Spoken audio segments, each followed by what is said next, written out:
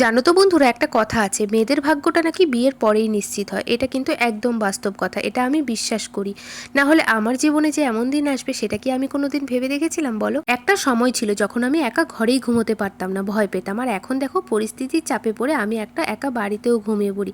এখন তো তাও সঙ্গে মেয়ে থাকে, কিন্তু বিয়ের পরে পরে বর যখন বাইরে যেত কাজের জন্য, তখন কিন্তু আমাকে একটা বাড়িতে একটা রুমে একাই থাকতে হতো। তো যাই হোক বন্ধুরা, আনসির বাবা 4-5 দিনের জন্য গুয়াহাটিতে গেছে, তো সেই কারণে তাড়াতাড়ি সকালবেলা উঠে রান্নাটা করে নিচ্ছিলাম, কারণ আনসি ঘুম থেকে উঠে গেলে আর কাজকর্ম করতে পারবো না কিছুই। তো বারবার করে ঘরে গিয়ে দেখছিলাম যে আনসি আবার ঘুম থেকে উঠে পড়েছিল কিনা।